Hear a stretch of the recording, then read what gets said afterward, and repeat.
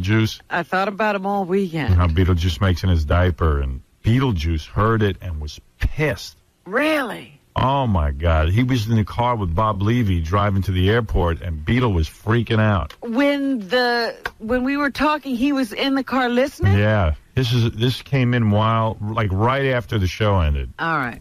You too. You ain't got you. Hello? I was told him so. I don't hear from nobody. They just want to make it better. What's I don't wrong? give a what that makes. I don't give a Well, what's wrong? What made you I mad? don't give a Is it Gary? I'm tired of everybody picking up. I'm tired of it. Tired of all of it. Uh-oh. What did Gary do? That piece of What did Gary do to you? my sister's monkey ass. His monkey ass? I got something for that ass. Watch. I got something for that ass. Do you want to sit next to Gary or Sal? I ain't saying nothing to no body.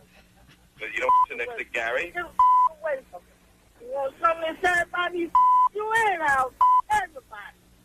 You got to do the appearance with Sal and Gary.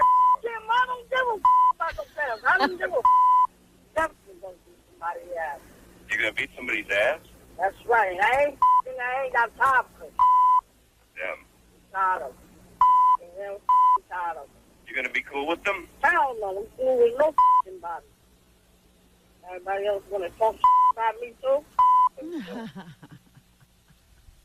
So there was a whole discussion on Friday about how Beetlejuice wears a diaper and that you have to change his diaper. And Sometimes you don't know when he's gone, and you could be in a car or a plane. well, all I'm hearing is that after that discussion over the weekend, Beetle didn't wear any diaper, and he went to the bathroom. See, I knew it. I knew he could go. If he's drinking and smoking, he can do that. Yeah. Oh, no kidding. Yeah, so evidently, whatever we said embarrassed him into not using a diaper. Wow. Right? It was very strange. The whole weekend was just so bizarre. I ended up getting, I mean, it really was. Should we take a break? Yes. And then play what happened on Friday? Yes. Because most people probably missed it. It didn't happen until 10:30. And I will tell you that people were just going nuts. They thought it was the funniest 20 minutes they ever heard. Yeah, and then after that, we'll talk about what happened. We'll talk about what happened over the weekend. Yeah, because I'm dying to know how that all went. I've been thinking about it. Thinking about it a lot. I said to Gary, and then I said, no, he's not going to have a good weekend. Well, Beetle yelled at him the whole weekend, right? I said it was like, when you watch a movie and the director's cut is on, like even when I'm in another conversation, it just goes. It goes, and it's a less important conversation than what's going on. Right. And it just, like I was in the air. I'll just give you this little tidbit. I'm in the airport, right when I get to JFK, and he starts screaming at me. So I just start walking away, and then me and Sal and Bob are talking, and he's just yelling at me, and people are looking around, and you just have to have a conversation and ignore him because you can't really calm him down. He just sort of winds down. Bob will go, "Beat, calm down," and that only pisses him off more. See, I thought he was so out of it that he wouldn't even know. So did I, because the first thing I did when he goes, "I know you, I know what you did. You talking about me?" And I said, no, it was him. And I point to Sal, and he goes, "No, it wasn't. It was you. I know it's you." Yeah, he knows. And I was like, well, when did he get so smart? Oh, man. He's been playing dumb all this time. Every once in a while, I'd look at the clock this weekend, and I'd say, I wonder what Gary's doing right now. But I will tell you the flip side of that is we're walking down Hollywood Walk of Fame, and I go, "Where are we, Beetle?" And he goes, "East Atlanta." Right. He didn't know. East Atlanta? Yeah. And Sal and I spent an hour trying to figure out where that came from.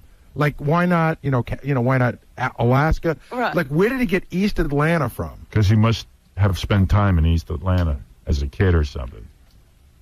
Yeah, I can't. Who knows? I can't figure out how much brain power Beetlejuice really has. But it seems to turn on and off. Yeah. Like, he's got a capacity to, do things. All right. Well, if Sean is listening, make sure Beetlejuice isn't by the radio when we replay this. Because you don't want to get him started up again. Yeah, it's enough. He's in charge. All right, well, let's take a break. I'll replay the conversation from Friday.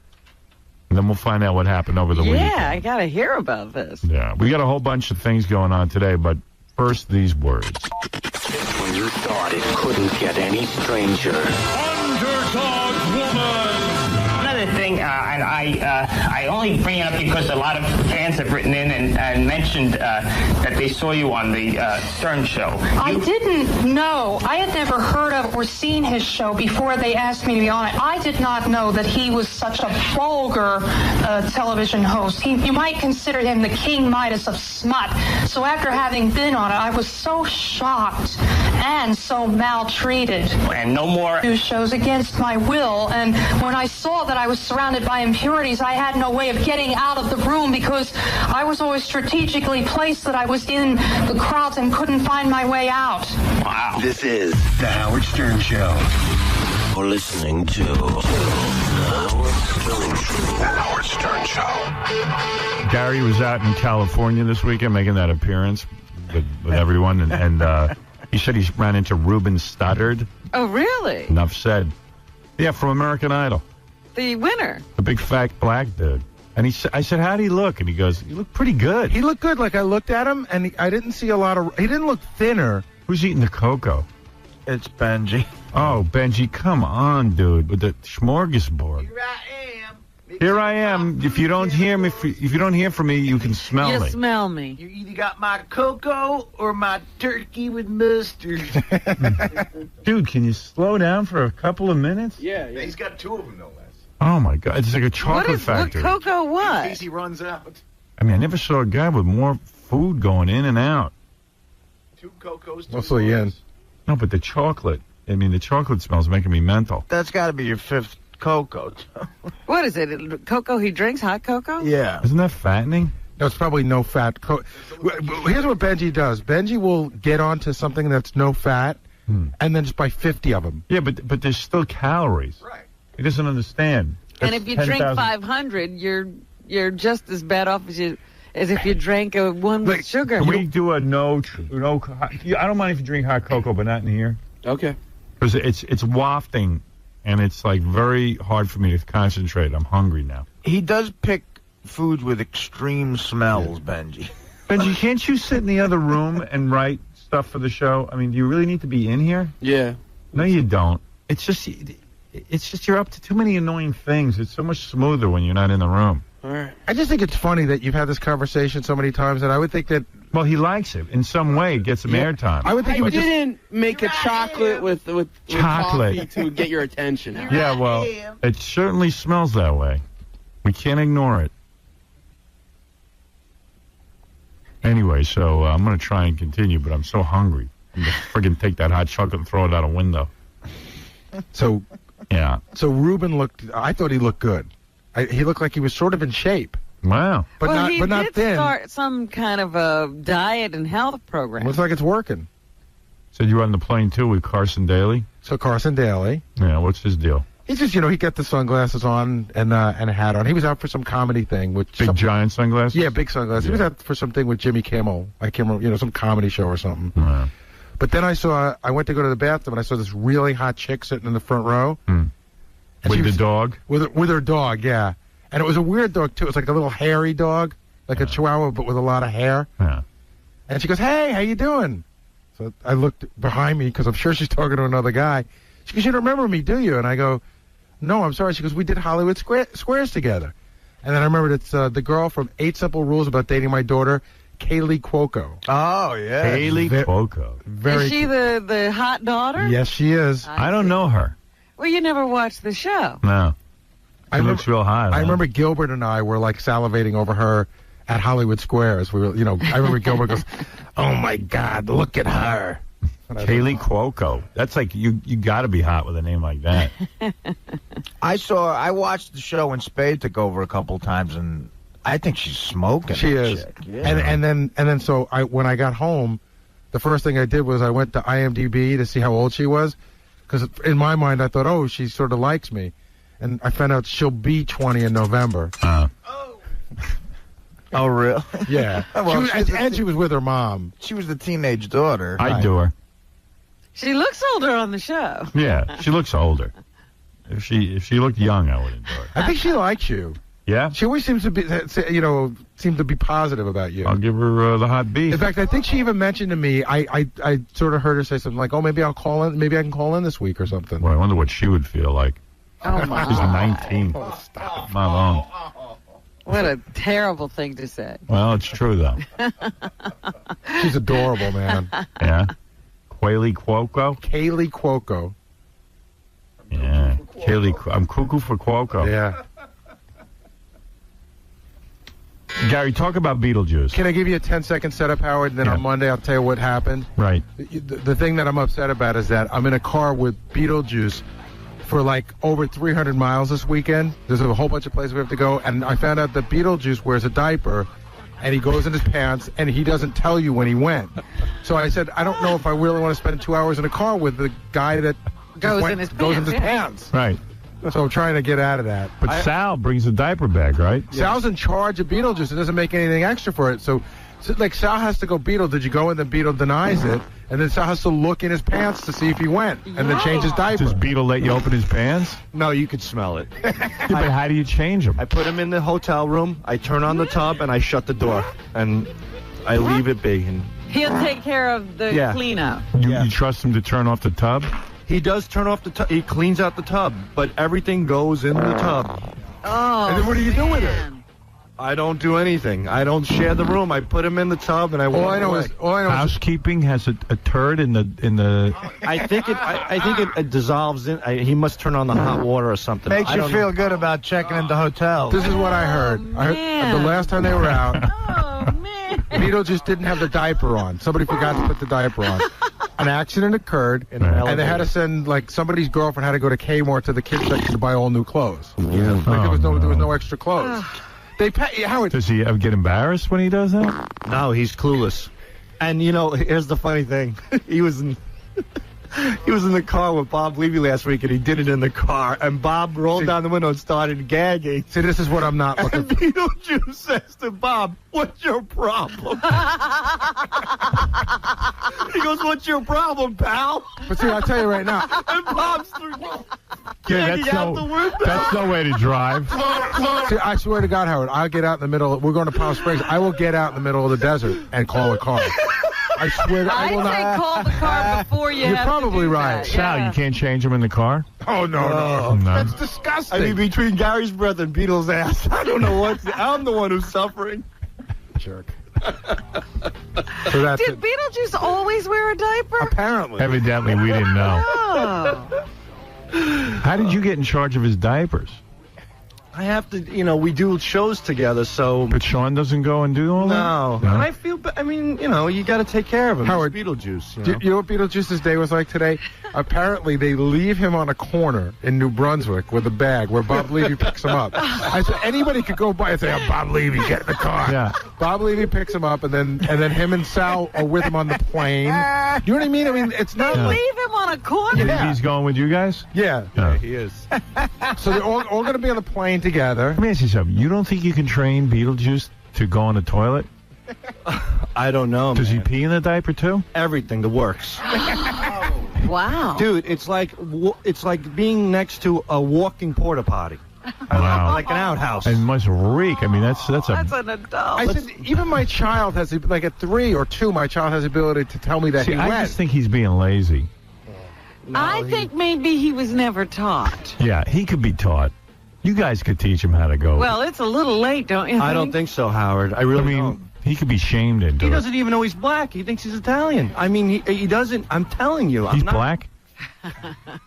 You always see color, don't you, Sal? He thinks that Sal the stockbroker and the guy that babysits him, Sal, are 2 different people. Yeah. Totally. Oh, really? Like, he thinks the guy that's in here is Sal the stockbroker. That guy he knows. And then there's a guy, Sal, that babysits him, but he doesn't know they're the same guy. Yeah. He thinks you're a different guy. When I see him at the show, he's like, "Hey, man, what you?" And over here, he's like, "Yeah, totally different person. Has no idea." I said, "Beetle, don't you remember we were spying?" He goes, "No, that wasn't you." Wow. Yeah, he totally. Because he doesn't like the babysitter. Yeah, I don't know what it is, man, but it's really strange. But does he try to get away from you? No, he's great with me. He feels really comfortable with me. Yeah, I don't. Can you 2 sit and watch a TV show and not have to speak? Yeah. The only thing is I believe that. It's soothing. Breath is the absolute. I mean, like flies could come out. Does of he that ever mouth. brush that tooth? Well, that's all right. No, No? nothing. But do you see what's going on here? I mean, the whole thing And why are you going? It's me, Sal. But why are you doing it? Why don't you be a gentleman and rent a car and go? Well, that's probably what I'm going to do. I wouldn't go in that But I didn't car. realize any of this till the day before yesterday. Yeah. I thought I was on a different flight. I thought that... You're on a flight with Beetlejuice and Sal? Yeah, Oh, yeah. my. And then I found out, but here's Howard, I found out this is the worst part of it. We're doing this thing in Palm Springs on... What if Beat goes in his pants on the plane? That's what I'm saying. I'm not involved in That's that. what I'm saying. Howard, we're doing a thing in Palm Springs on Saturday night, right? It's a 2.5-hour ride to the airport from Palm Springs to Los Angeles Airport. 2.5 hours. Me, Sal, Beetlejuice in a car for 2.5 hours. Don't do it. I'm not gonna rent a car and go. That's what I'm gonna have to do. I'm gonna rent the car for the whole weekend. Yeah. What about me? You're in You charge of have him. to I didn't take care of it. I didn't make that deal. You did. I'm the Mother Teresa of black retarded midgets. I mean, I haven't figured out why Sal babysits him. He doesn't get paid. Because it helps his gait. Yeah, I mean, Sean helps me out with, he combines us together on gigs, and I help out Beetlejuice. Is it worth it? It's not that bad. I mean, if he stinks, you throw. So far, I haven't been in a position where he did a duty in a limo or on a plane. But it could happen. Yeah. But he does it in the car. Yeah. You got a long trip out to L.A. That's what I'm worried about. How man. long is that plane trip? Usually 6 hours. 6 hours. You're going to have to change his diaper. I don't think I could, dude. It's going to be bad. Oh, my goodness. Well, then have the stewardess do it. Yeah, can you see? They'll have to lay him in the middle of the aisle. Yeah, you should dress him up like a baby. Stick him on a changing table. Are you first-class tickets? Are they first-class tickets? No. I'd rather sit next to a guy with a turban and big shoes than Beetlejuice on the plane. Man. I'd rather sit next to a guy with a box cutter. Right. And I'm totally pretending I don't know you guys when you start the scene of whatever it is that... Oh, Mr. High and Mighty. I'm sorry. Big Shot. I did not sign up. I love how Gary... Baba Big Shot. I did not sign up for that. Gary's a big shot because he doesn't want to change a guy's diaper. Oh, jeez. Hey, yeah, Gary. Stop being full of yourself. Yeah. Howard, When did you time get out so high and mighty? from Mr. Big Shot. from L.A. tomorrow morning, right, to the appear. We're doing a sit and sleep in Norco. That's 70 miles. From there, it's another 80 miles to the casino, and then like 200 miles back. So And poor Beetlejuice has got to go through all this? he doesn't know where he's going. He's not signing to him. embarrassed. No, but he can't hold out that long. That's what I'm saying. Well, he's not going to. He's going to go in his diaper. Right now, he's on a corner in New Brunswick going in his diaper. Where do you get the diapers from, Sean? Yeah. Yeah, and if Sean They hasn't pack packed, well, if Sean hasn't packed enough, that's a whole other thing. You know what, Bob? I was going to call you Bob Booey. Bob over there. So Bob tells me to call Sean. He goes, make sure he packs extra time. I'm serious. I had to get Sean. Am I nuts to It say? was so embarrassing. I called up Sean. He goes, hey, Sal, what's going on? I go, do me a favor. Gary wants you to pack extra diaper. Is that wrong? It was so... There was like a pause. He's like, what? I go, Of course, you know what the funny part is? Sean can say whatever he wants. He's not going. I know. Am I wrong to feel a little odd about the whole situation? Yeah, I mean, first of all, it's Sal's doing that Beetlejuice is coming. Right. You just are going out for an appearance. Exactly. You I have had nothing no to do idea with that it. I had no idea that the Beetlejuice thing was like. Yeah, now you're part of I didn't know that I was part of the circus. Right. Do you know what diaper it is they use if Beetlejuice should run out? Was it Huggies? they're bigger than my kids, I can tell you that. I think it depends for midgets. I don't know what they are. They probably are. But when he... I mean, Beetlejuice is a midget. He's not a baby. High Pitch was in the car behind us. He wasn't even in the car. You said it was High Pitch? And High Pitch was in the car behind us in Boston. Levy's throwing up out the window. I'm renting a car. And you know what? I said, what am I thinking? I'm renting a car. Of course you are. Who would be in a car with that? That's crazy. Are you going to sit in the back with Beetlejuice? At one point, this is the other thing. Sal thinks that I'm being Mr. High and Mighty. I said, well, you got to put Beetlejuice in front. Forget about even the going in your pants. Forget if that doesn't even happen. You know, he gets on these jags where he doesn't even know who I am, and then he what is he doing here? Starts yelling at me, tell me to go F myself, and I'm like, I could be in a car for hours getting yelled at by him. What am I going to do? The trip is going to cost you $600. Oh, man. Oh, what a nightmare. Oh, yeah, that's a punchline to the whole thing. I just What? got my, I just got my tax returns yesterday. I'm working for free this weekend. It's all going to my taxes. Oh, yeah. You know what I mean? So, I know. So, like, I was all excited about doing this, and now it's for nothing. it's for Beetlejuice now. Yeah. I don't know, but that's really bad. I mean, I didn't realize he was diaper trained. I got to tell you, I didn't know any of this till about a week ago. how many diapers does he go through a day? Do you know? I have no clue. I mean, you don't check him. I mean, because he could be wet. He might not. No, I would Why never don't you guys touch him. just sit him on a toilet every 2 hours like a dog? He must be full of, seriously, he You know must what I be, mean? Like you take your dog for a walk. Yeah. Or give him a litter box. Oh, God. Seriously. he must be full of rashes. Because if you go in your diaper and you And don't you change sit it, there, you sit yeah. there, you And get, it's an adult. get these gross rashes and stuff. Yeah, can you imagine? Do you have to put the Decidin ointment on? I mean, again, I don't want to get too graphic, but how does he, like, you say you just stick him in a bathroom? Yeah. And he can clean himself Yeah. and get new But clothes what do you on. think he does? I'm sure it's not a great job. What happens to the diaper? That's what I think happens. I think that he was in a situation where he took the bath and forgot to put the diaper on. and he Yeah, but what does he do with the dirty diaper? Yeah. He I don't go in there, Howard. You hear? I turn on the what does the hotel say? I Oh, don't my know. goodness. And he goes and we go in the non-smoking rooms. As soon as he gets in, he lights up. As soon as he walks in, he's got He can smoke. He can learn to go to the bath. in his pants and he's smoking. Well, I do that. I go to a non-smoking room. You know what? There should be a law. Smoke. If you can't go to a toilet, You can't you can't smoke. But Howard, he can get a cigarette out of a pack and work a lighter or matches. Certainly he can figure out how to go to the Of bathroom. course he could. He's addicted to nicotine. He's lazy. Yeah, they just don't make him go to the bathroom. You know what? Tell him to get a cigarette after he sits on a toilet and goes to the bathroom. Yeah, no more diapers for him. Well, we'll say no cigarettes until you go on the toilet. There you go. That's right. That's it, Sal. Start taking the initiative. And if you mess your diaper, you don't get Yeah. a cigarette. You don't get to eat. I'll cut off your oxygen if you're making your pants again. How's that? And how about asking for another $50 for doing it? Daddy understands. Oh, man. It's bad. Man. That's all this weekend. Were you guys appearing? Oh, my God. Tonight we're in L.A. Tomorrow afternoon we're at the Sit and Sleep in Norco. And then we're at the Morongo The Casino. Morongo Casino tomorrow. Because when he does those appearances, a lot of times he's in costume. He ain't wearing a diaper.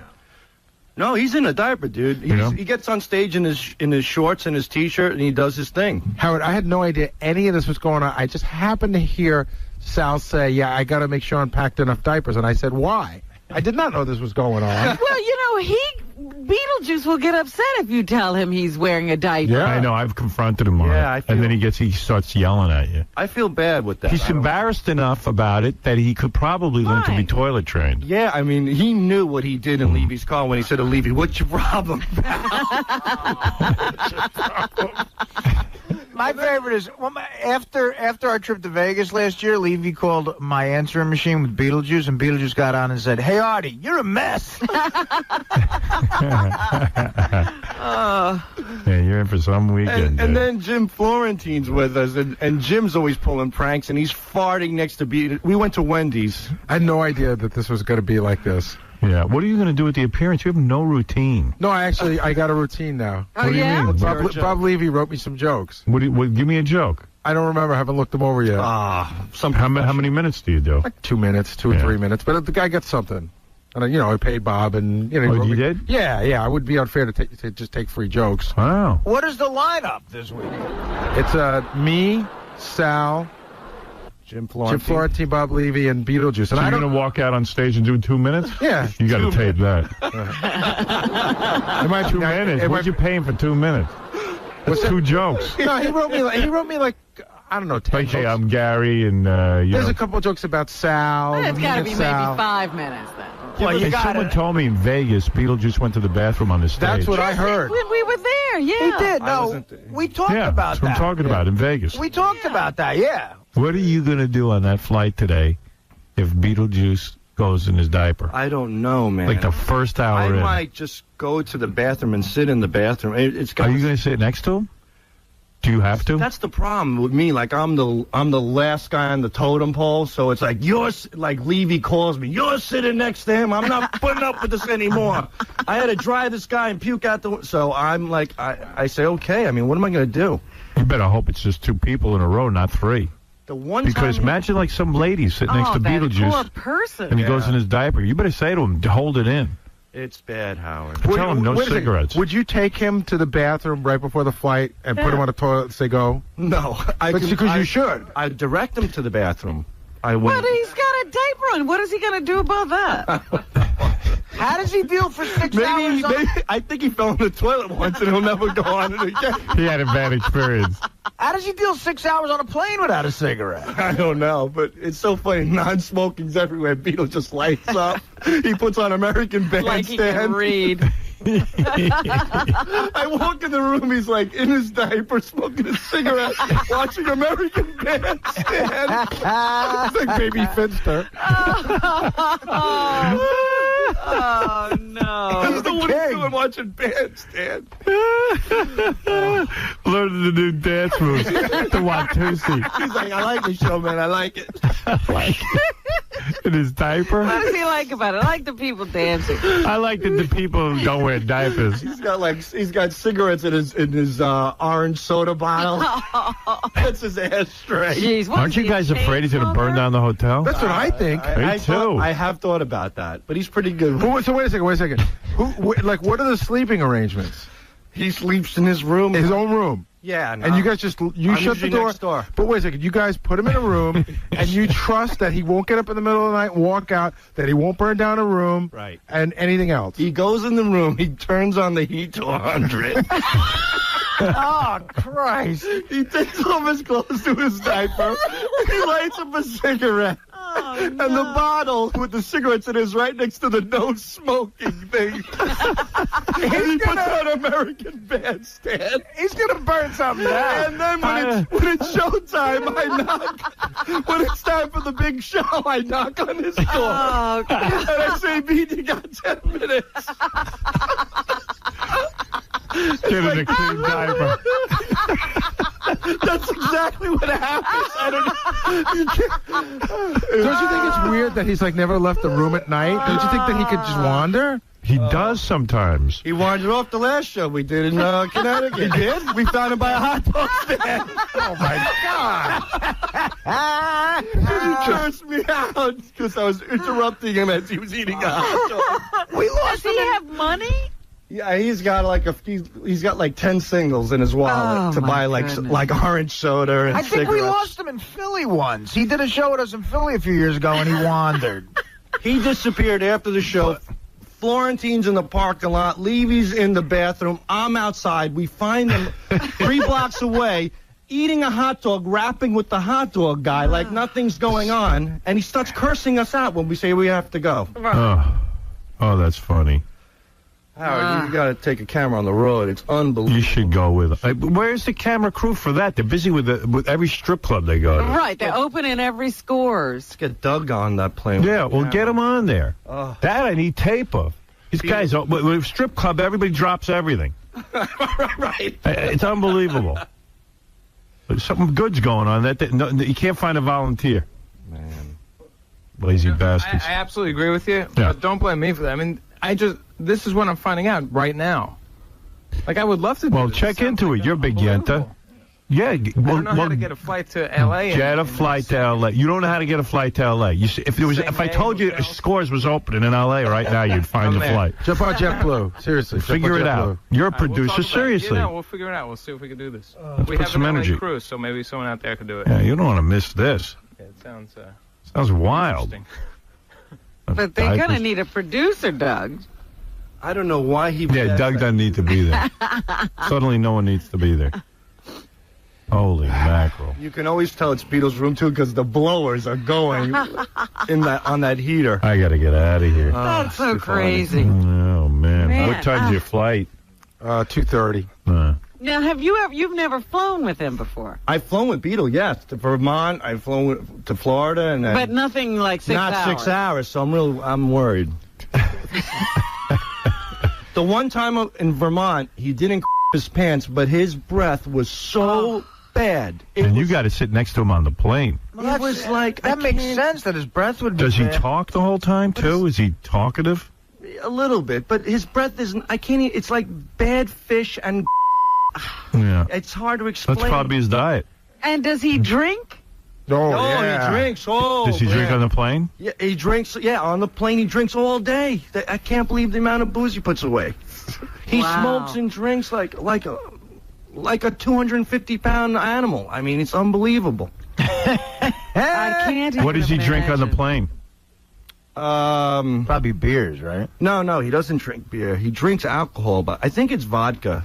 So, I mean, he's got to be like a racehorse in that diaper. Yeah, he's just taking it in and letting it out. Doesn't even have to move. Yeah. You know, Howard, now that Sounds I like think a about great it, time. he never gets up to go to the bathroom ever. Right. He doesn't have to. He just goes. It's Can like you imagine what's doing in that diaper? Then you get off the plane and you got to take a car ride to the hotel. Oh, that's Exactly. what I'm saying. They need to stop and change that diaper. You got to find a way to get that diaper off. Here's the deal. We land at 5:30, right? So now by the time we get in the car, it's 5:45. It's Friday night traffic in L.A. Minimum hour to the hotel. And now Beetle's ripe. Right, I mean, someone's got. I mean, seriously. I mean, he's going to get diaper rash or I'm worse. telling you, if he's sitting there in a wet diaper all that time, something's got to be going Yeah, on. we got to get a camera in his diaper. Diaper cast. So we can see what's going on in there. Holy mackerel! He's got to pee at least 4 or 5 times during that flight if he's drinking like that. minimum. And then he's maybe moving his bowels at some point. Well, he gets so relaxed, you know, you just go. We got to go. But We got to get tickets. Me and you are getting on that You plane. have no idea. I was almost a part of it. How did you get out of this? You He found escaped. Beetle was going on. He backed out. Did you? I'll go by myself. Book me on Gary, my you're own. really bumming out. I am. I just didn't know. I mean, it started I feel out, for Gary. It started out with Artie's doing a comedy show in April. Can you go? And I said, yeah. Then it started out, well, Artie's not available, but can you go? And I'm like, yeah. Then it started out, you know, we'll get an appearance during the day. It's right near the casino, but it turns out it's like 80 miles from the casino. Right. Then it's like, well, hey, Friday night we can get you another gig, but I didn't realize we were in L.A. I didn't realize how far it was to Palm Springs. But I don't even mind the travel, just when you throw the Beetlejuice thing in, it's weird. Yeah. It's bad. Oh, that's going to be something. Can't wait till Monday. See, but now. you guys are all pretending like he's not going to the bathroom on the plane. He's going. He's going. And Yeah, you he's got to come going. up with a plan. I mean, it's going to be.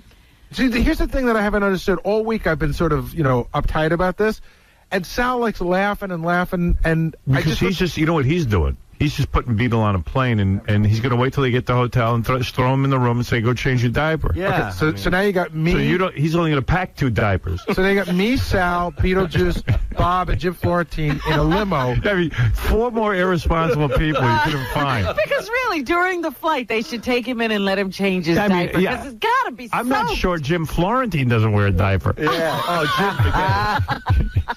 Oh, and Jim has no sympathy. He'll just fart. Right. Like he'll add to the stench and laugh. He'll just fart. I mean, Jim will go up to No, him. but there's not one responsible guy there who's going to go, you know what? Beetle's probably uncomfortable. We got to And you look into wonder this. why Beetle gets lost. But Jim's in the airport. He'll go up to the sweetest old lady, go, where's Terminal B12? And as she's replying, you hear, Well, straight I don't know. Man. It isn't funny when Jim does. No, it's it's pretty good. Beetlejuice. Beetlejuice is funny.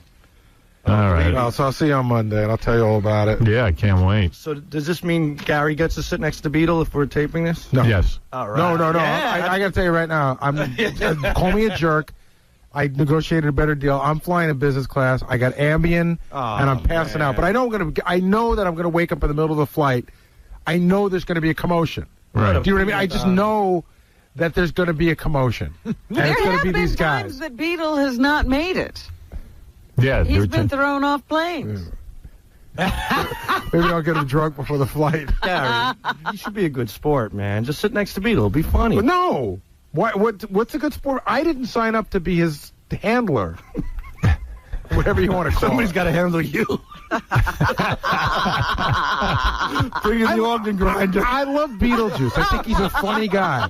But it doesn't mean I have to spend the next 72 hours with him. Day and It's night. funny. Beetlejuice called. He didn't want to be in the same car with Gary. You know what? A chimpanzee would be easier. Because, you know, a chimpanzee, you could just change the diaper. You know what? But I'll tell you something. My cousin had a monkey, and the monkey used to wear a diaper. But the monkey also can't tell you when Right, the but you diaper's could full. at least, but you could change the monkey. You change the monkey's diaper every 4 or 5 hours. Beetlejuice gets belligerent if you try to change his diaper. Right. Because all you want to do is just have him just pull it off, throw it in the garbage somewhere, and put on a new diaper. I just don't want to be on that plane under any circumstances. So could you all please alert me whenever and wherever you're going? You got it.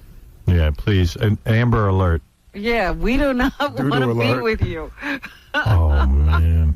What are you getting paid to? Not much, but it helps. I need it. Yeah. You know? It helps. It definitely helps right now. So I got to do what I got to do. All right. You know, and he's happy. He's happy with that. I'm happy without any money. He knows he's the best. This is Beetle is as bad as can. He knows he's the best.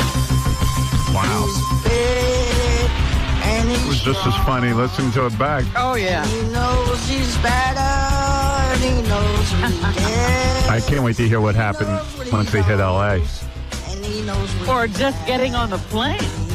Yeah. Yeah, once they hit the airport. I got to take a break for... Hey, what's with bleeping the word crap and pee? What's going on? There were bleeps in there I couldn't understand. I said bathroom once. Room got bleeped. Yeah, bathroom. I can't wait to get out of here and just go back to doing what we do. Believe it or not, every word they bleep is funny. Like at one point I threw in the word excrement or something. Or I don't know what, or feces. That's what I put in, feces. And they bleep that? Because I know it gets a laugh. They bleeped feces. Yeah, every reference to that. Yeah. Regardless of whether or not it's offensive. Hey, Pete, what's up? Hey, how's it going? Hi. Yeah, I saw Beetlejuice in the Hamptons a couple of years ago, and he was... Take it easy, my friend. All right, I had to bleep him off. F word doesn't fly here. If excrement doesn't fly here, you know. Bathroom doesn't get the word. The F word definitely doesn't get through. All right, let me take a break, and then I'll ask Gary and Sal to come in, and we'll find out what happened over the weekend with Beetlejuice and the appearance, and that'll be fun. Tonight on E, insanely hot Playboy playmates Buffy Tyler and Suzanne Stokes. I'm not kidding you. They're insanely hot. And it started off as a real annoying interview because they were just being annoying. And then we told them they were annoying. And then they got topless and we strapped them into the tickle post. And then they weren't so annoying. Oh, I remember this. Yeah. Buffy Tyler and Suzanne Stokes. Tonight on E. You'll love it. That's hot. Yeah. Let me take a break and then because I'm dying to find out what happened. Yeah, this is like the other part of the story we're dying to hear. Yeah. All right. Here's Fred Durst talking about his relationship with Britney Spears. See, that's the reason I ask these questions. I need to substantiate the story so we can prove her wrong. I'll tell you right now. Go ahead. Girl is a liar. Oh. She's a liar. For sure. She's a liar. 1,000%. I believe you. Strike me dead right now. I don't think you need to lie about Poontang. Man, it's unbelievable it's gotten to this point. It's like, that's enough already. You know, whatever happened for a reason, and I did what I did. I believe everything happens for a reason. I have to face the piper. You know what I mean? But that's the way it goes, and that's what happened. And it's just like, she's just too immature and too... I don't know what she's so worried about, man. The Howard Stern Show. Love blossoms like a flower on The Howard Stern Show. The show's ruined today now. You're such a jerk. Hey, Gary, watch yourself carefully, Bal. Do you know what? I can't wait to see you out on the street. He's fired. That's it. He's fired. He's fired. He just called me a jerk. You're fired, Gary. You're fired. You are fired. I want him out of here. Pack your bags and you're fired. Go find a job. Get out of here. I'll do it. Get out. Get out before I blow my mind. Good times. I just want to get to the bottom of this L.A. trip with Beetlejuice. So what happened? Give it to me the best way you can. And Doug, you went out and covered this, actually, didn't you? Yeah, it was a challenging weekend. Why? Exhausting. Why was it challenging? Just keeping up with Beetlejuice is quite a challenge. It's never-ending gimmicks and goofs and gags and laughing. It's so much fun. Well, Beetlejuice was pissed because he was driving in the car with Bob Levy when we were doing that rap on Friday that I just played. Bob had already picked him up from the corner. Yeah, so Beetlejuice called in with Bob and was already on fire. You too. You ain't got you. Hello? I was too. Them too.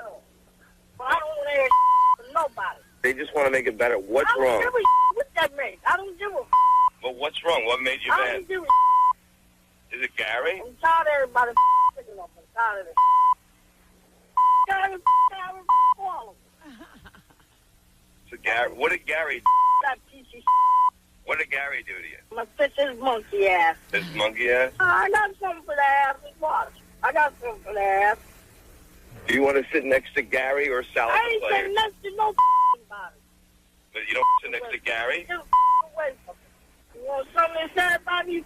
You ain't out. Everybody. Well, you got to do the appearance with Sal and Gary. Jim, I don't give a about the fans. I don't give a definitely gonna beat somebody's ass. You gonna beat somebody's ass? That's right. I ain't got time for it. Damn. Tired of it.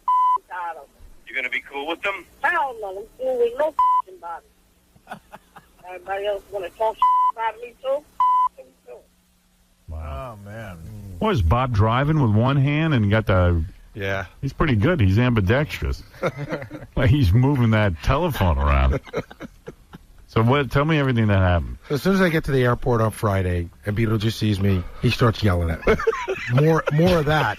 See, I'm hearing that for the first time. So Were you laughing the whole time, Sal? It was the best. He's yelling at Gary. I told half the story. He's like, "Hey, Dave, how you doing?" Yeah, he thinks Sal is Dave. He thinks I'm Dave or Jim. And who's Dave? I don't know. Dave's the guy that handles Beetlejuice. Wow. Sal is the guy he's angry with. Right. If he could have found Sal, he would have yelled. Yeah, at he him. says, when I get to the studio, I'm going to take care of Sal.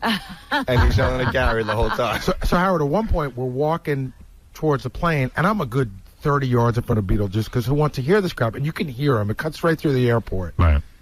We get over to the gate. God. The plane's delayed an hour. Now we're hanging at TGI Fridays, having nachos or whatever. And I watch, Beetlejuice, he wanders around. But at one point, right off the bat, they go, "Where's Beat?" Was he yelling at you the whole time? No, he stopped yelling for a little while. Then we turn around and we realize it's quiet. Where's Beat? No. Gary's eating nachos. So his fingers are full of cheese and salsa, and Gary's just nodding, and Beetle's cursing at him the whole time. So then Gary orders a glass of water, and Beat goes, "You want me to pick that up for you?" Like he offered to pay for his water. Right. So it was so strange. So we go, "Where's Beetlejuice?" He's gone. Right. So Sal goes, now it's already, I'm involved already. You go that way, I'll go this way. He comes out of the bathroom. Beetle comes out of the bathroom like, "Hey, how you doing, man?" Like nothing. But he was gone. Like he could have just walked right out onto Queens Boulevard. Nobody would have known. So then back to waiting for the plane. And then But Sal doesn't stress like I have to keep my eye on him. Oh, nobody stresses. I was stressing more than any of them. See, that's why I couldn't go. I swear to God. That's why he can say, "I'll take care of Beetlejuice," because he's really not going to be that involved. It's no bother. Yeah. I love when he disappears. Howard, there was a great moment this weekend where I forget what it was, but at one point Sal put his hand on my shoulder and he goes, "All right, listen. We got to get a plan. Here's our plan." And he goes, "Oh, wait a minute. You're not involved. You don't need to be part of the plan." I go, "Exactly." Why not get one of those leashes for Beetlejuice? Talked about that. Bob talked about that. Like a leash? Yeah. Like they do on little kids? Right, exactly. But Beetle wouldn't go for that. No? You asked? I think Bob said they tried it once. How'd that asking go? You just put it on him. Yeah, how about just putting it on him? You don't ask your dog if he has to wear a leash. You just put it on him. But my question is, when did he ditch the diaper? Oh yeah, what happened with that? So all right. So keep going. You're at the airport. So now we're waiting to get on the plane, and then Beetlejuice is like, was he wearing a diaper? I don't know. All right. that Beetlejuice is liking me, and then all of a sudden, he's not liking me again. So it's more yelling. Just yelling. Now, I'm trying to have a conversation with Sal. They're going, okay, plane number 128 is going to go. I'm trying to listen to everything, and I hear, mother, screaming. And the weird thing is that... And does everyone in the airport know what's going on? Well, yeah, and the weird thing is that we have already now ignored him. Right. So people are staring at us, not paying attention to him. And this is just the getting on the plane. We haven't gotten on the plane yet. Yeah. So Are you miserable? It was weird because I actually felt sort of bad that he understood what we were talking about, but it just didn't end. Right. It just didn't. I mean, he doesn't stop. Did he say to you, I don't wear a diaper? I don't wear a diaper. Who the hell are you to talk about me? You guys are crazy. You're like, I'll kick your ass. At one point, he's at TGI Fridays. I just walked away, and I'm 30 yards away. I'm here. I'm going to F you up, man. If he had thrown a punch at you, would you have fought back? No. What would you do? I would hold the hand and just stop him.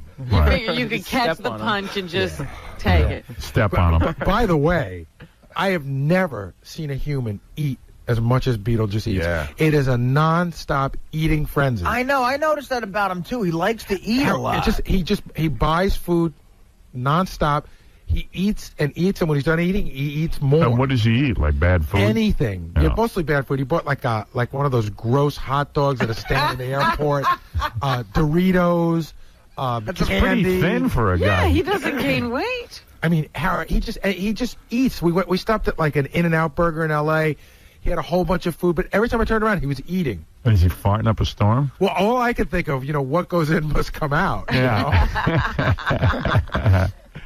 So then we got on the plane, and I went to the front, and I fell asleep, and I didn't hear a thing during the Did you flight. sit next to him on the plane, Sal? I sat next to a lady who he was supposed to sit next to. I couldn't let. She was such a sweet lady, and she saw a beetle, and her eyes almost popped out of her head, and she sunk into her chair.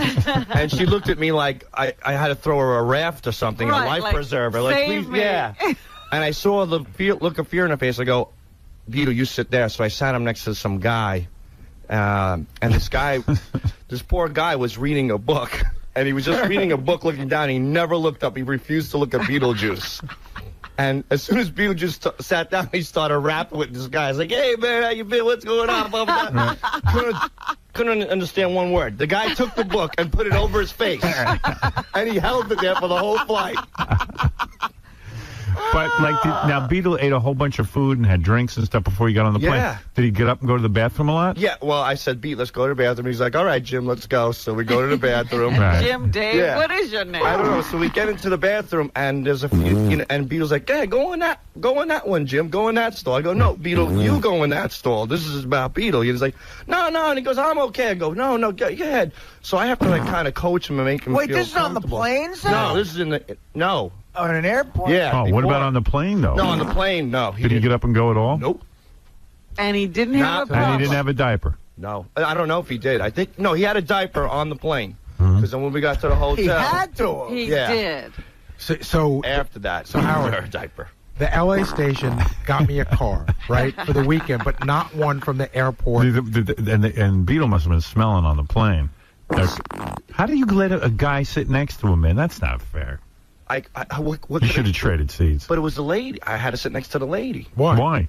You should have let the guy and the lady sit next to each other, and you and Beetlejuice sit together. You're a stockbroker. You can't do that math. Yeah, I can't. It never occurred to him. Right. But you know what's he just funny? didn't Like wanna Gary is like, he's taking all this crap, and as soon as we get on the plane, he puts his hand on my shoulder, goes, "Hey Sal, you're going that way, and I'm going that way." He's got this big smile on his face. Imagine I broke Sal's balls for a moment. That's all he does. We'll get to that in a minute. So we get to the airport in L.A. The station got me a car for the whole weekend, but just not from the airport. And Doug, are you with these guys getting this all on camera? No. No. At this point, no. The airport, you can't. First of all, you can't shoot on an airplane or in an airport, or you go to jail. Oh. Which, But Doug didn't get out there till later that night. And then my flight got delayed hours. So now it's all of us in a car, right? To go to the hotel. But I said to Sal, again, I'm thinking like when I had a 3-year-old. I said, don't bring him in the car till you take him to the bathroom. Take him to the bathroom at LAX first. Don't bring him in the car. Right. So he goes, no. And I'm like, yes. I didn't want him to go I wanted him to go in the bathroom in the car with Gary next to him. So we got to the hotel, and everything was fine. You know, Beetle was very quiet. He goes into these weird funks where he doesn't say anything. Which is fine. And then just breaks out of them like that. Right. Go to the hotel. We all check in. Beetle has his own room. Then we're going to go out to dinner. And so you're going to take Beetle to dinner? Well, I said, Sal, would you like to go to dinner? And he goes, yeah. And he goes, well, Bob wants to come with us, too. And I go, well, who's going to watch Beetle? He goes, you're right. I'll tell Bob to stay with Beetle. 2 seconds later, all spiffed up, Bob and Beetle are like, where are we going to dinner? We went to a nice restaurant, a really nice restaurant. Did Beetle behave? He behaved. He behaved fine. Sat at the end of the table. Can he order, or does somebody order? He can. He can order. Did he read off the menu? Well, when I took him to breakfast the next morning, he ordered. I don't know. What did he do that night? I don't know what he ordered that He night. looked at eggs. He was looking at the menu. It said Eggs Benedict, and he ordered the hamburger. Yeah. He reads the Because I'll menu have for this. 10 minutes. He stared at it, right? He wants you to believe he's pouring over that menu. He opens up the menu. It's upside down. And did he order a hamburger? Yeah, but he was pointing at Eggs Benedict. He said, I'll have this. It said Eggs Benedict, hamburger, cheeseburger. But that was a breakfast or dinner? What did Dinner. I think They had a cheeseburger at a fancy restaurant? No. See, you get confused. breakfast, These guys are talking about breakfast. Yeah, the next day. dinner, what he did. At the fancy restaurant, I think that somebody ordered for him. We ordered a lot of stuff, but whatever it was, Howard, he was so quiet, you didn't even know he was at the table. Wow. I mean, the only thing that you knew, it was weird because every once in a while you looked down the table, there's Beetlejuice. Right. But he was very quiet. We go and do our gig that And night. he ate whatever you ordered for Yeah, him. he was fine. Right. We go and do our gig that night. I'm going to tell you, Sal did one of the weirdest things I've ever seen in my life. Do people at the restaurant stare at Beetlejuice? Yes. Now, and does Beetle order a drink at a restaurant? He drinks nonstop too. So Right. he drinks, beers all the time, just pounding them down. Right. So we go to do this appearance. It's like a meet and greet. 40 listeners get to hang out with me and Sal. Was Beetlejuice there? He was there with the girl who puked. She sucked on his. This girl was there. She was drinking. So she goes, Beetlejuice, and she gives him a hug. I go, hey, give Beetlejuice a kiss. So she's like a little reluctant. 4 drinks later, she's sucking on his tongue. Wow. Was she hot? Yes. No. Yes. Hot. Sal's one of those. He should really be Sal the instigator. Well, it's okay. But A hot chick is sucking face with Beetlejuice? Yeah. And Howard. Uh-oh, wait, Beat's on the phone. Uh-oh. Hey, Beat. Beetle. Everybody looked at him and said, yeah, I got to get away from breast lips. Hey, Beat, it's Howard. Yeah. How was the appearance? Yeah. I hear you, Howard. Oh, okay, good. Everything go okay with the appearance? Yeah. Yeah, I heard you were mad at Gary. Yeah, I was. Yeah, he started in with that diaper His stuff. big lips talking about me. Look at him. Look who's he talking to. Right, yeah. I know what you mean. But you were wearing a diaper, right? Me? Do I look like I'm wearing a diaper? No. Yeah, why are these guys saying you wear a diaper, Beat? He wears a diaper. Look what he's talking about. Yeah. And he got the nerve to talk about me. Look at him. Every time he talking about people, look at him. Look at his lips. Was it hard to... His breasts so stink. Everybody just look at him and they red. Was it hard to go to the... you didn't use the restroom. You didn't use the bathroom on the airplane. What I did. What did he say? I don't need no diapers. Look at him. He needs more than diapers than everybody else needs. Look at him. He needs to wear a diaper. Right. So when you go on a plane, you hold in your business, and then you wait till you get off the plane to go to the bathroom? Me? I get off the plane first. Yeah. That's what I do. So he says he held it in, and then when he gets to the hotel, he went to the bathroom. Well, I went to the bathroom. He the one that's talking junk. Wait a minute, Sal. Did you have to do your usual routine, take him to the room, turn on the tub? Yep. And, I don't need nobody to turn on the tub. I turn on the tub myself. But I ain't no little kid. Yeah, Sal's saying what he does is that your diaper's full, and he puts on a tub, and then he I don't need no diaper. All right. That's what these guys are saying. Yeah, they need to wear a diaper. Look who's talking with the big ass lips, and he got the nerve to talk about somebody. Look at him. See, my point is, I know Beat knows how to go to the bathroom. Of course he does, but I don't know if anybody ever asks him. Yeah. I think he does. What? Did you see him go in his diaper at all? I didn't. I heard that, so I was in my own car the rest of the weekend. But you was scared to get in the car with me because you got the nerve to talk about me, you big lip. I was scared to get in the car with you, right. I heard that from the trip from the appearance at Sit and Sleep to the casino that there might have been some sort of an accident. Actually, look who's talking. You got the nerve to talk about people. Look at you. Did you have an accident? You got the nerve to talk about me. Look at his lips. Did you have an accident? Do I have an accident? No way. No. Never. I like how Beetle makes the reference, the comparison of Gary's lips to going into a diaper. He needs to wear a diaper. His big lips. All right. Hey, Beat, thanks for calling in. You're welcome. All right. Good for you, man. Good talking to you. I know I'm going to see you later in the week. All right, dude. All right, Beat. All right. Later. That's Later. Beetlejuice. Beetlejuice, everybody. So, I don't get it. So he clearly had a diaper on the plane, Sal, right? Right, he had a diaper on the plane. So he never got up. He even said just now he never wear a diaper. He's supposed to be out of his mind.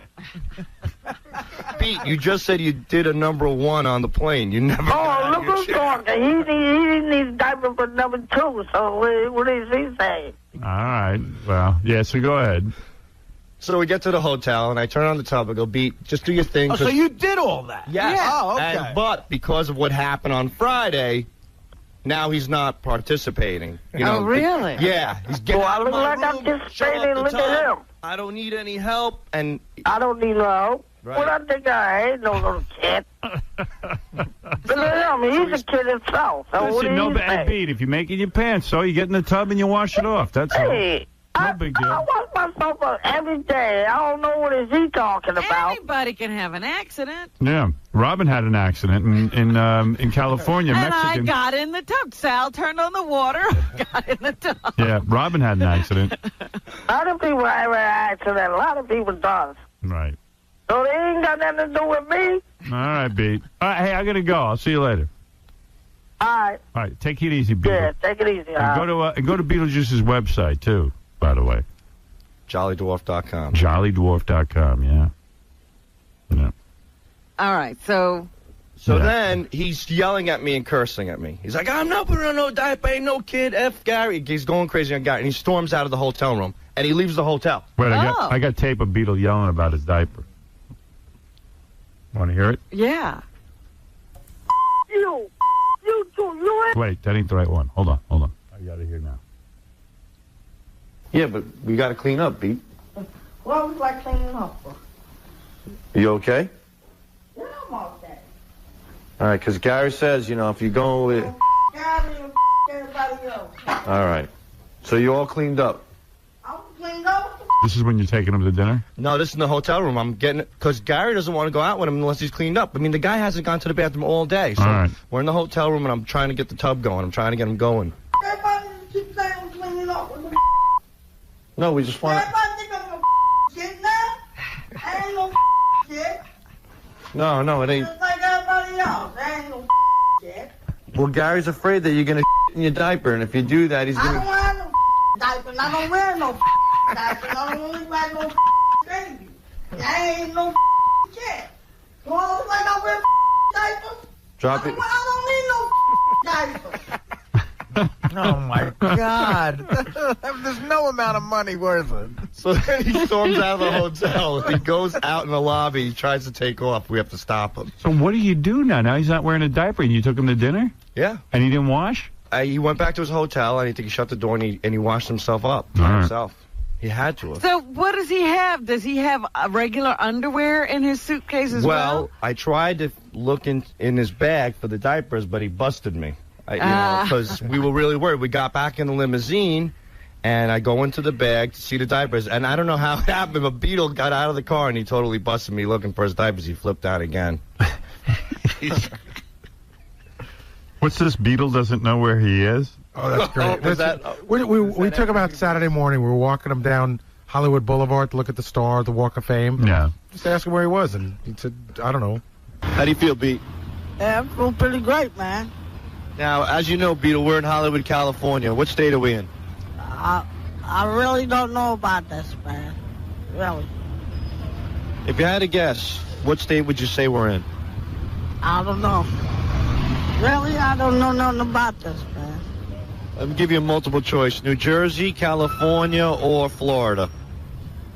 Could be Florida. All right, so he doesn't know where he is. No, never. So I took him to breakfast, and Howard, he ordered. Like, he sat down. I mean, he looks at the menu. He can't read it, but he knew he wanted a hamburger.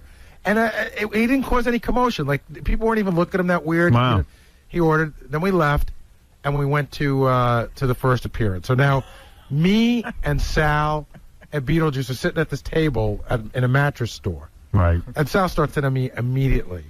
I'm signing pictures, and Sal's drawing pictures of me. Right? I'm talking about, like, a head on a horse with big teeth. And I thought to myself, well, certainly he'll get bored with this after the first 3 or 4. Howard, you get to this thing, and all you see is these 250-pound gorillas with no teeth and goatees and chain wallets, and I didn't even want to look up. I go, man, it was like night of 500 Brian Phalins, you know? Sal was, like, sort of embarrassed to be there. Why? He's like, how do you handle I wasn't embarrassed. His whole thing was like, well, what's going to go on here? I go, what's going to go on here is everyone's going to come and make fun of you. People feel when they wait online it's their right to insult you. Right. And it's like, oh, my God. So I figured, let me play it safe. I'm just going to look down and draw as many pictures of Gary as I possibly can. Sit and sleep crowd ragging on Sal.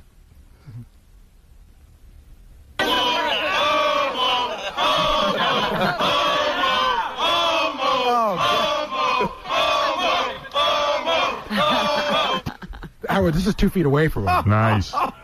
Literally 2 feet away from him. Oh, my God. Beetle reads stars on Walk of Fame. What's that? Well, these stars with the celebrity names on them. So the first one said Jerry Lewis, and you'll see what Beetle was trying to read the names on the stars. He didn't know what that star said. Here's another star.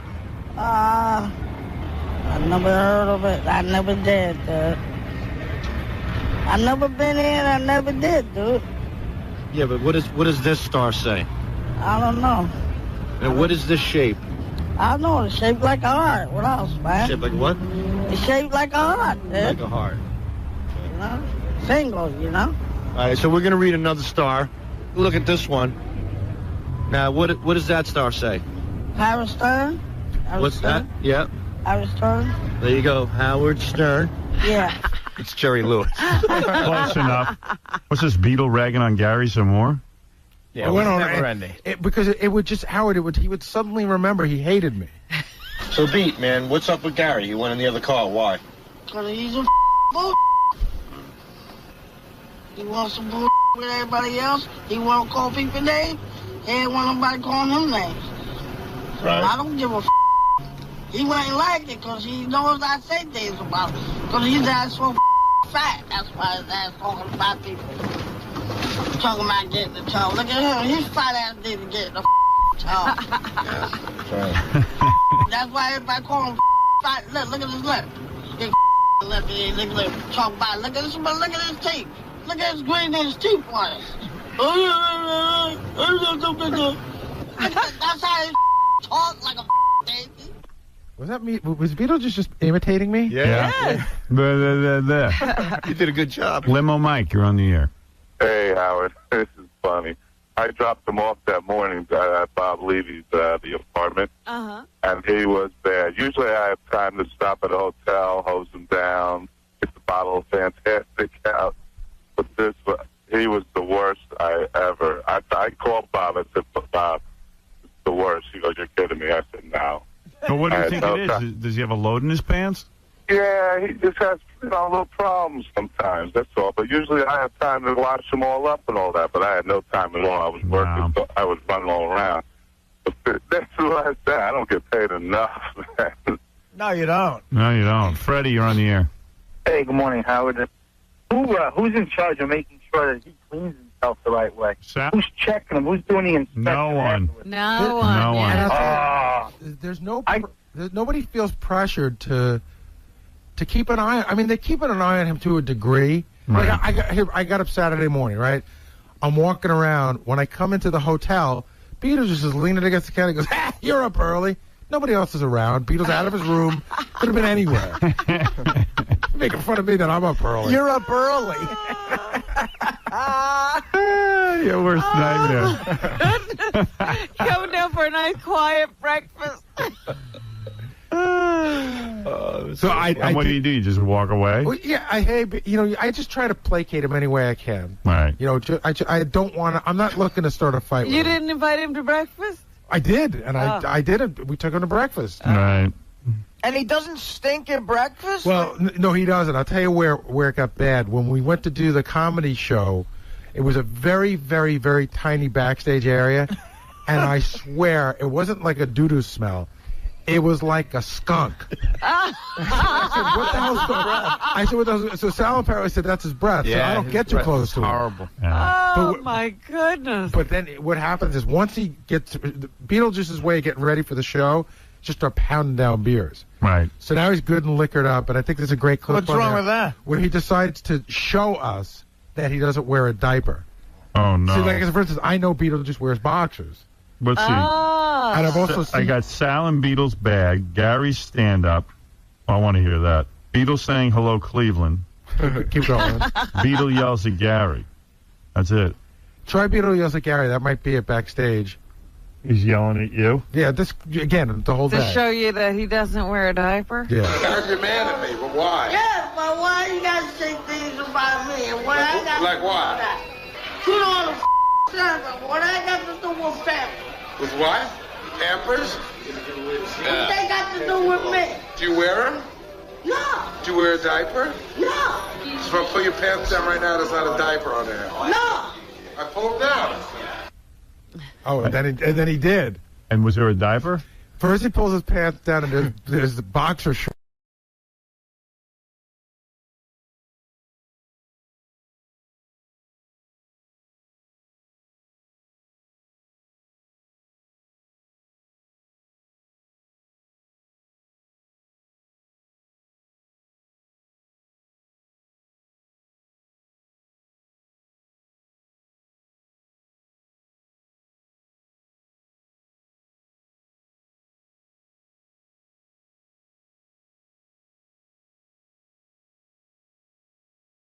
You can barely get in for $83,000. What's your mortgage? 535, 550, something like that, and then my taxes on top of that, so I pay like $800 a month. You better be quiet. There's going to be a run on Scranton today. You're not kidding. I'm moving. Well, it's outside of Scranton. It's rural. I drive home from work every day and I almost hit fucking cows in the road. Why don't we ever do our show from Scranton? Yeah. We would live like kings. Yeah, screw Vegas. Oh, my but the God. problem We could is, own Howard, Scranton. We could have 10 acres. the problem is you'd be in Scranton. And we could make $17 an hour. I'm jealous. What, no, I didn't mean your payments. How much money did you put down and how much was left to I didn't mortgage? put anything down. I put no money down. Oh. Yeah, why would you put something down? Down. You want to get out of there. No, it's not bad, really. It's not bad. I grew up just outside of New York City, and I kind of miss it, but it's nice around here. It's rural, you know, and then just 20 minutes away, you got the booming town of Scranton. Ooh. Oh, you're not even in Scranton. You're, he's outside. Outside, about 15 minutes outside. I didn't think it's 80 grand, Artie. You know what? You can laugh all you want, but I'll tell you what. Bet This he's guy's living in a mansion. He's living great. He probably I'm works. living large, man. I got a wife. I got 6 kids living at home. 6? Can I tell you something? This guy, though, you make jokes.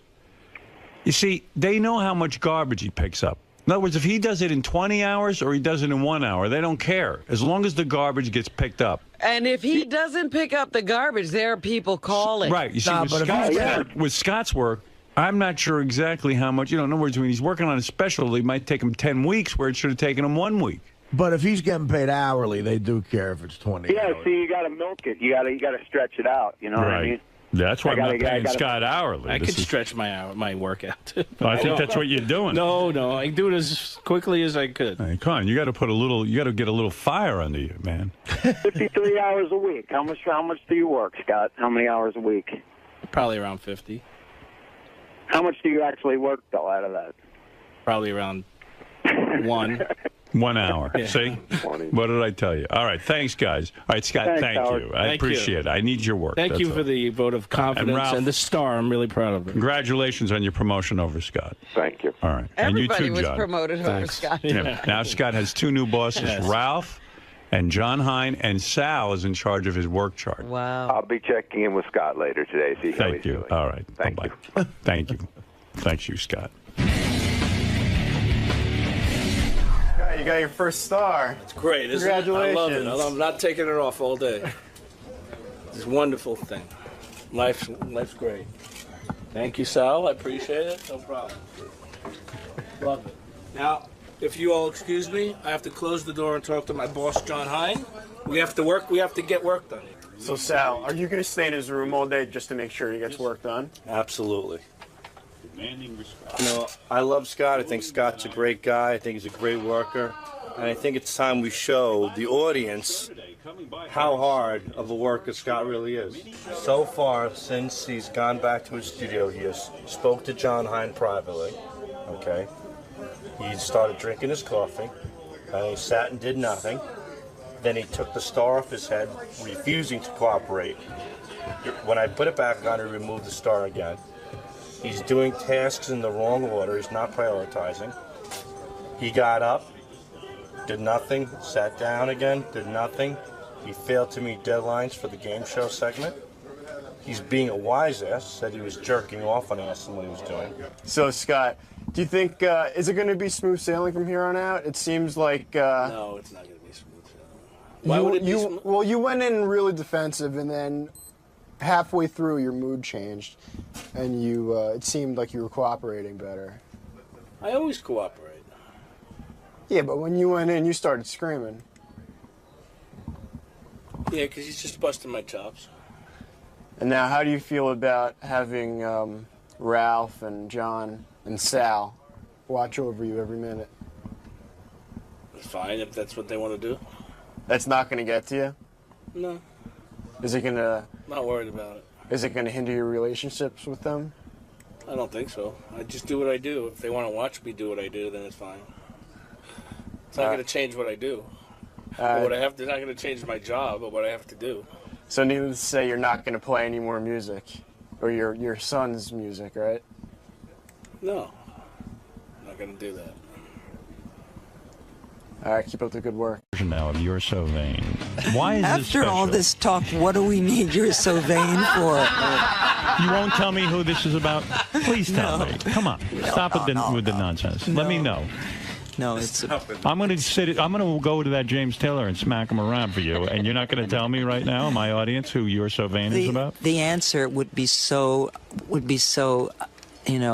uninteresting to It's you. probably that accountant That's what I figured. It's It's the divorce. accountant. No It's wonder the he's guy mad at you. That's right. Is it an honor to sing with your mother on this song? This is her classic signature song. I can't tell you how nice it is to be in my mom's band. Aside from her and David Saw over here on my right, I wouldn't want to be in anybody else's band. The material is high quality. That is the right answer. But I'm so shaken up after this conversation. Do you think, are you going to get nervous, or are you going to be able to perform? Oh, no.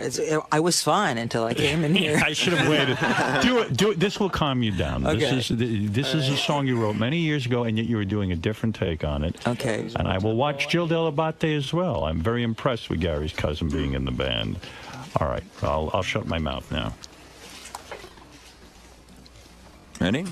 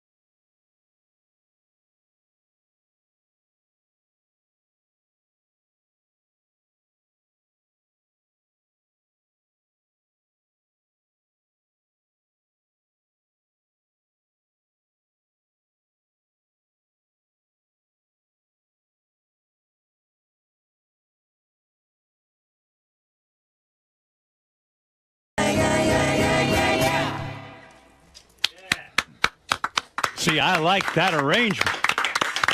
Excellent. Thank you. And I like the dynamic of you and your son working together. Yeah. He's the type of guy you would have been attracted to, when you were that age, right? How could any girl not be If attracted she hadn't to learned her him? lesson yet. Are you getting laid like crazy or what? What's your story? You know what, Howard? I can't pull a girl for the life of me. I can't even get a girl. What? I can't even get a girl to look at me. Get out of here. Honestly, You're joking. I'm a virgin. Stop it. Now you're making a joke. I really know. I wouldn't kid you. I'm not allowed to come to a party unless I bring Ben. Yeah, I can't get him to look at me. It's really terrible. He gets tons of chicks, I bet. Oh, that was a lot of fun. You guys all sound great together. This could work, this whole band. I like it. It's a good arrangement. Now, what made you come up with that new arrangement? But that just must have been an inspiration that came to you in the shower or something, right? No, David and Ben and I were sitting around the house on the vineyard, and I realized that I couldn't quite do it the way I used to do it. Just vocally, I just don't have the prowess or the notes. So you came up with something new. But also that we actually wanted to do some newer version. That line so you say. we've done a bunch of songs. We've done about 6 or 7 of the old new arrangements. Yeah, totally. When you say you gave away the things you loved, and one of them is me, I got the chills. Oh, I'm so That was beautiful. That's a really, really good song. That's a real good song. I wish I had written that song. Yeah. I just don't have the sensitivity. I could have written it today. You told Dick Ebersol who that song's about. He's the only one who knows. Oh yeah, He paid $50,000 to find out who that song is about. It's true, but he brought over 9 of his friends. He did. Oh, yes. So there are 9 people who know, 10 people who know. But they all were made to sign confidentiality clauses. Do you know? No, I that's don't know. absolutely true. I don't know, and I'm so sure that I'd be hideously disappointed unless it was you. That I don't even want to know. It is me. I'm your father. I mean, why? I didn't want to tell you that. Why the hell not? Did you know that? Do you ever say to your mother, "I'll step in for you with Dad if you do tell me this"? I mean, it's a way to bribe her to tell you who. No, that's I mean, about. she knows that I will do anything that she asks me to do, and so does he. I'll do anything either of them ask me to do. It's just a matter of her not wanting to put me on the spot. I think. Isn't it elitist, though, for somebody to get the information out of you as to what that song is about and who it is about, making someone pay $50,000? What about your real fans who can't afford the $50,000? The $50,000 was not for me. But you agreed to it. A charity, silly. I don't care. It's elitist. You should tell your true fans now who this song is about. Howard, so many people know. Oh, they do? Then Yeah. she would have to In pay. fact, I will tell you, but not on mic. Well, no, here's the thing. Would she have to give the money back to Dick Ebersol now if she said it on the air? Absolutely not. I say think it's fine. She would. We have to read the fine print. Is it possible this song is about a woman? You have hooked up with women. I'm sorry, Ben. I don't mean to shock you, but your mother has hooked up with women. I know this for a fact. Somebody has to, since I can't do it. Right. How many women? I recently said in a magazine, which is largely a gay magazine, at the very end they said, "Are you or have you ever been gay?" And I said, "Well, I can't say that I am not gay."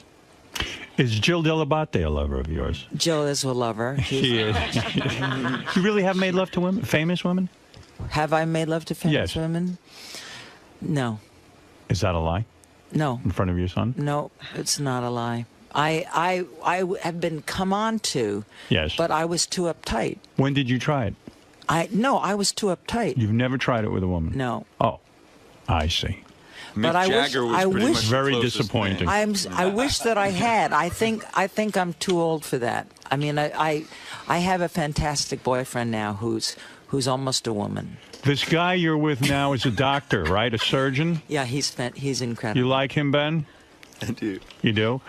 I read that you go into the operating room with him. He operates on children, and you sit there and hold the kids' hands. Is that allowed by law? I don't hold. I Carly Simon in the operating room? I can't hold their hands because my hands aren't as sterile as they should be. But I wear the cap and I wear the blue suit and everything. And you're in the operating room. And I'm in the operating room, and I sing to them while they're going under anesthesia because they're scared. And so Does he ever allow you to sew them up or to do perform surgery? No, but I sew him up a good deal of the time. You really dig this guy, huh? I do. You're happy? Yes. You gonna marry this guy, or are you? I don't think so. I don't think marriage is in my future again. Are you in done this with life. marriage? I think I'm through with marriage. Yeah. Even though if I was Really? going to marry anybody, it would be him. And when your boyfriend is operating on these kids, do these kids ever look up and go, "Hey, who's this crazy chick singing? I'm trying to get operated on." Probably. They're probably a little nervous, right? Except that the good thing is, and what I really love, and what I want probably to segue my career as a singer into is working with him in the hospital, because I'm there when they wake up too. Because it's the anesthesia. I would love for you to be in the hospital when I'm operated on. Are you kidding? And singing to me? I'd be like, wow, Carly Simon is singing to me. Yeah, you count down from 17 while you say that. That is beautiful. Now, there's a new album out, I understand. Carly's new album, The Kind of Love. This Kind of Love. This Kind of Love is in stores now. And for Carly's upcoming tour dates, smart. You have an up-and-coming tour date You have for me? upcoming tour dates. Go to carlysimon.com. So you will be out on the road. Well, this is... You will catch up to James Taylor in terms of net worth. Very dependent upon... I have a deal with Starbucks. Right. Who I signed with, and they had an arm of their division called Hear Music, and 3 days after my record was released, they fired everybody from the Hear Music label. Terrific. Yeah. Couldn't ask for a better situation. That's right. As an artist. So I am kind of doing this on my own right now, whether or not Mr. Howard Schultz, who's the president of Starbucks, will actually come to the table and admit that he was wrong and rectify things. I see. I don't have a secure answer as to whether he's going to do that or not. I just received a report that when James Taylor learned you signed with Starbucks, he spit out his latte. He doesn't want anything to do with them. And James was behind the firing, believe it or not. They signed James during the 2 months that they were not getting in touch with me. I swear to God, that's true. They signed James. Yeah. You two cannot get away from each Yeah, other. they're always involved in the same thing. There's a stipulation that they're not meant to be on the same shelf at the same time. I like that. Everyone knows it. You know, I'm looking at your hair right now, Ben. Your father was Mick Jagger, I think. You've got a full, thick head of hair. You know what? I think that it's possible that THC cures baldness. That might be it. Who knows? No, his father was Miles Davis. Aha. That's shocking. I hear you're 25% black. Is that true, Carly? 1/8. 1/8 black. Myself also. I am 1/8 black. Are you really? Are you an octoroon? I'm an octoroon. Fellow octo. That's right. It's the best combination to My have. mother is mostly black. Carly, thanks so much for coming in. And I should mention on Howard TV, you can check out Carly's performance of You're So Vain. I want to thank your band. They were great. Great guys. Smart. Keep quiet. You know what I'm saying? Carly, how'd you think it went in there? My mind is completely blown. Why is that? I just want to laugh and cry at the same minute. I'm really pretty blown out. I'm amazed. He's so powerful. He really is, and so completely cuts through everything. You know, there's nothing false about him in the least, and he's not afraid of anyone. He's not afraid of any reaction. He's not, you know, he just tells it like it is, and he's funny, and he's searing, and he's brilliant. I just love him. Now, Howard was kind of playing the mediator role.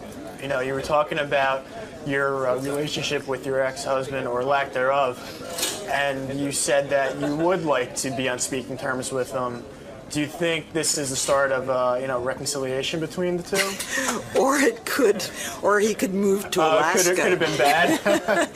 You know what? I think that the more that something is focused on in like that sort of negative way that this has been focused on, primarily because how weird is it that that two people who've had two children together have not spoken to each other, who are not in touch, who don't know I don't know his address or his phone number or anything.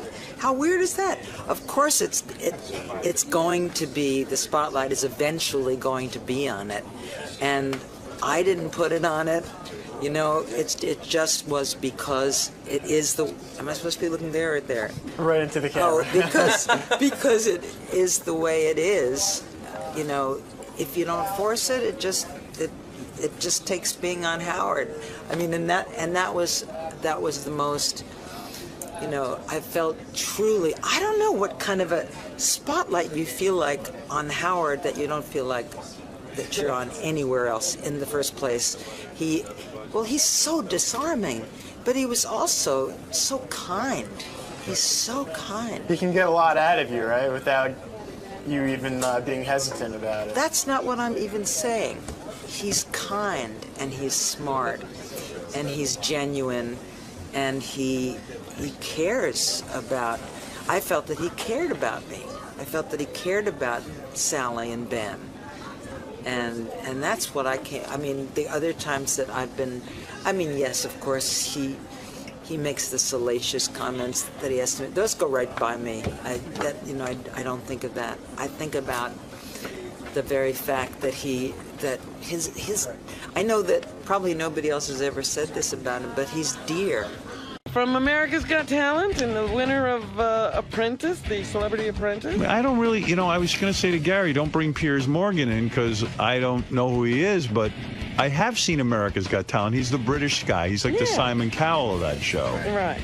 And there was an article in the paper yesterday that convinced me I should have Piers Morgan on because they say that show is better than American Idol and that it really is the true competition and talent contest that America's been waiting for. Really? They gave it a great review. People love it. America's been waiting for a true talent contest? According to the New York Post. I didn't realize. Piers Morgan. I don't really know Piers' work, but he is like a Simon Cowell, and people enjoy but on it. Apprentice, he was a real dick, apparently. Yeah, People couldn't stand him. But he won. Yeah. Donald Trump could stand him. Never heard of him. Yeah, he's a British guy like Simon Cowell, and he gives his opinions. Oh. Yeah, where else did you get a name like Piers? You know what? This country doesn't have a good track record with Brits who give opinions. Okay, I'm Piers Morgan, a judge on America's Got Talent, in question marks. Why am I here? Because it's a lifetime's ambition. I've spent the last 43 miserable years of my life waiting to go on the Howard Stern show. And I finally got the call. And I've met the Queen of England 4 times. I've met presidents. I've met Nelson Mandela. I've hung out with Tony Blair. This is it. This is the big one. I'm not nervous through fear. I'm just nervous through adrenaline, excitement. Biggest moment of my life. Hey, Piers. How you doing, man? Howard, how are you? Good to meet you. Good to see you. Pleasure. Hey, Piers. How are you? I heard you're He's opinionated. in better shape than I thought. Yeah, we heard you have a lot of opinions. A lot of opinions. Good to see I you. thought he was kind of a blubbery guy, but he's in good shape. I wasn't going to do this show, Howard, but people told me you're quite popular. I hadn't really heard of you, obviously. I did. Is it Howie Mandel, right? Howie Is it? No, Mandel, I wasn't that's sure, it. but... Well, Simon Cowell must have mentioned to you. He's done the show a couple He of told me, he times. warned me, he said, don't do it in a million years, for God's sake, he'll rinse you to hell. But I said, you know Really? what? I like Simon Cowell. I actually got Does along... Simon not like doing this show? He loves doing this show. My God, when I told him I was doing it, he was furious. The great thing about Simon Cowell was I had in all 3 judges once on the show, and I did the bit that they were deathly afraid of. I brought in a singer to audition for them, and I said, just evaluate this guy as a kid for my audience. And they were like, oh, he's horrible. He's awful. He could never have a career in the business. What they didn't know was this was a guy who had just sold how many records? Oh, God. 10 million? Something like that. Yeah, He had a huge hit. He had a huge hit going, and they were like, oh, and Simon was like, we oh. That's him. That's him. Well, the best story, you'll like this. The guy who won America's Got Talent last year, which I know you don't watch, but it was this big ventriloquist guy called Terry Fator.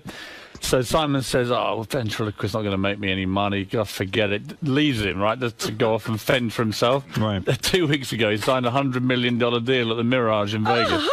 Is that right? Biggest Vegas deal in 5 years. Yeah. Simon would not sign Simon him. doesn't get $1. It's one of the funniest stories of the year. $100 million. $100 million. Shows how much he knows. Why was the guy so good, the ventriloquist? Like, I love ventriloquism. Well, the twist he had was he does singing impressions himself, and then he does ventriloquism through the puppets. And 2 years ago, he brought them together and does singing impressions through the puppets. Right. So the puppets, like turtles, sing 𝗦𝗵cie, but he's brilliant. And it's an amazing act, but Simon just never got this. You know, to him, he wasn't a singer, he wasn't 19, it was never going to happen. He's a puppeteer. Fantastic, yeah. Yeah. And Simon could have signed him and actually participated in the $100 million deal. He could have had a big cut of that money. He would have been the manager, so to speak. Exactly. Yeah. Wow, no kidding. If he'd been a singer, Simon would be laughing all the way to the bank. But because how do you get a cool job like yours? I think your job is really terrific, that you could sit there every what week. were you doing before? Yeah. I was a tabloid newspaper editor for 11 years in England. Oh. Yeah, so I mean, you're a legitimate guy. You've been in the business, sort of. And, Yeah, I used to write crap about Simon, and he sort of admired my work, and eventually I got fired. I mean, you talk about the guy who's been fired from the baseball team. So you would write bad things about Simon? Of course. And so Simon sort of took you, co-opted you in a way, and brought you into his organization to shut you up. Yeah, his exact words were, I need somebody even more obnoxious than me to come and judge this show, America's Got Talent, and I can't think of anybody more vile than you, so do you want to start Monday? I said, where is he? He said, Hollywood. I said, get me out there. What are the kinds of things you would write about Simon Cowell? I mean, you found him to be grating and obnoxious? Yes. Yes. And you would write that, and now that he is your boss, in a sense... Now I've had a dramatic sea change of opinion. I think he's a handsome and powerful man. So everyone can be bought off. The worst thing about him is that we went to, you'll know this place, Stringfellows in London, right? It's like the Scores of London. Right. It's about a year ago. This sums up my relationship with Simon. So we go in, and all these girls gravitate to Simon, these lap dancers, like a sort of, like the ultimate babe magnet. Well, and he's I'm a rich sitting there, guy. Right, so I'm sitting there on my own. He's there, worth 150 million, blondes everywhere with pneumatic breasts. And I end up with one lap dancer comes to me who's Polish and wants to read me weird Eastern European poetry. And it just about summed it up. I look at Cal, he's got 17 blondes crawling all over him. I get the Polish lap dancer who wants to read poetry. But now with the success of the show, you know, you certainly must be getting somewhat... You divorced your wife recently, right? I did. Right. You got successful. Is that part of the success model? I think it was successful for her, she'd say, yeah. Yeah. Did you have to give up half of your money? More. Really? More than half. Did that How much just did break you your have? Never get divorced in England, Howard. What are you worth that you had to give up half? More than half less than I used to be. So you're a millionaire, right? Pardon? Are you a millionaire? Dollars or pounds? Pounds. Yes.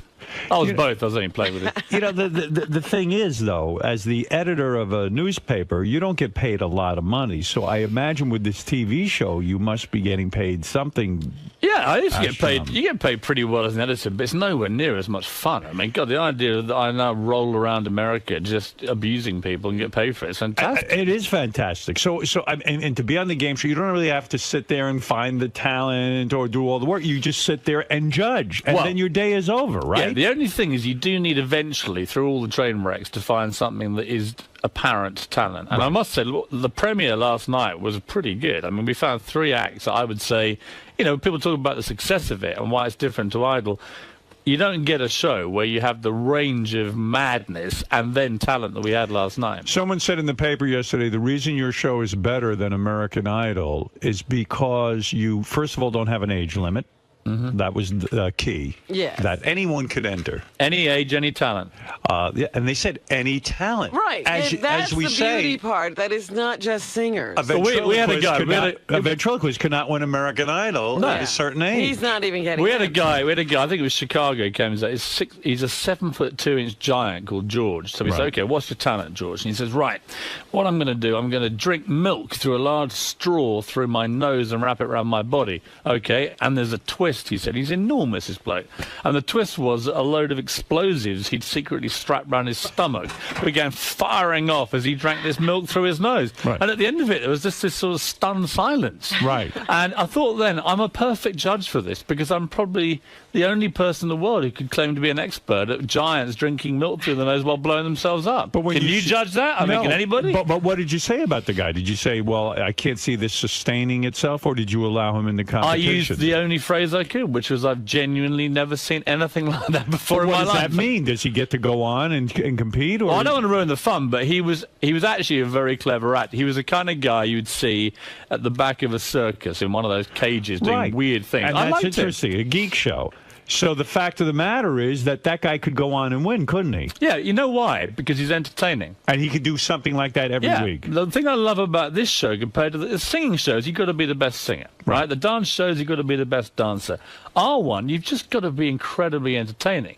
It doesn't matter what you do. I don't care, but if you're boring, you're going. How did you go home? Is there an audience vote component to it? Oh, this is the best thing about it. Okay. The audience this year, we went to these big theatres around America, and there was it was like a Roman amphitheatre. Right. And they were able to chant, off, off, off. I mean, it was brutal out there. They say that's the other strong thing about the show, the chanting, and the audience is really amped up. It was electrifying. And it's electrifying bad for the bad ones and great for the good ones. And you get this emotional roller coaster goes on in the auditions, which is unlike any other show. I mean, it's a weird thing to be involved in. I will start watching it. Sharon Osbourne's on. I used to have Sharon on my show. Sharon loves you. I used to have Sharon on my show way before America even knew who she was. Right. She was very heavy at the time before she had her stomach stapled. And she used to come on and rip people a new a-hole constantly. Oh, she was a good fighter. She was a real good fighter. And I got to tell you something. You know, to see her sitting in that position, it's like, wow, you know, we were right. She is good. Yeah. She's good on can hold her television. own. She is hilarious. People used to say to me, why do you have her on? No one knows who she is. I said, she's good. Yeah, she does a lot of stuff now. But what about David Hasselhoff? Yeah, now you don't like him, right? He's just a tool, isn't he? Yeah.